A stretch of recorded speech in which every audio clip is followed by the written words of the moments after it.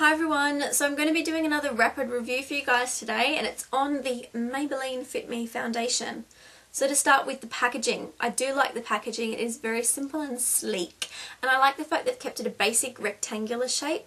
That means it's easier to store and stack. It's also really good if you are storing things in a train case because it's going to stack up against other things nicely, and it's not an awkward or unusual shape. The only thing I didn't really like was the fact that it's got a screw top lid. It doesn't have a pump. A pump will normally stay a little cleaner and it's a bit more hygienic. However, if you are careful, it's really fine to use a screw top lid.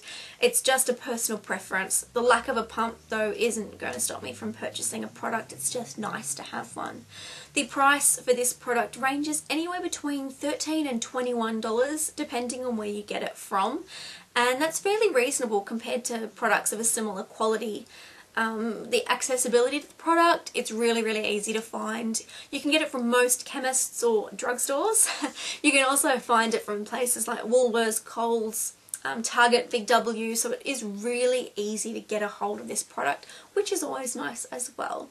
Now the colour range for the product was fairly surprising. Compared to other brands of a similar quality, there are quite a lot of colours to choose from. There's 12 in total available in Australia, and there's 4 light shades, 5 medium shades and 3 darker shades. And it's really good the way that they've set it up. It's really easy to find your shade, particularly if you're new to foundation and you've really got no idea. They ask you a series of questions which you answer, and you find out whether or not you're cool or warm, light, medium or dark, and then you just pick the shade that corresponds with your answer. Now I've gone with the lightest shade that they have available here, and it's 115 or Ivory. And while this is still a little bit too dark for my skin tone because of the coverage that it offers, it still blends out and it still works well with my colouring. Now another plus for me is the fact that it does have SPF 18. And while it's only a low SPF, it's better than nothing. Ideally in Australia in particular, you should be wearing an SPF every day to protect your skin from the harmful rays. But if you're not, at least 18 is better than nothing at all.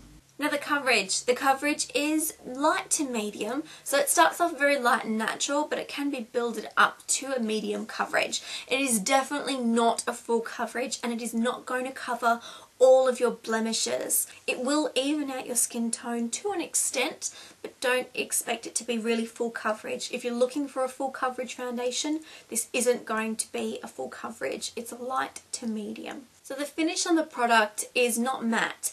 It's dewy and luminescent and a really glowy type finish. So if you do want it to be a little bit more matte, definitely you could set it with some form of translucent or setting powder.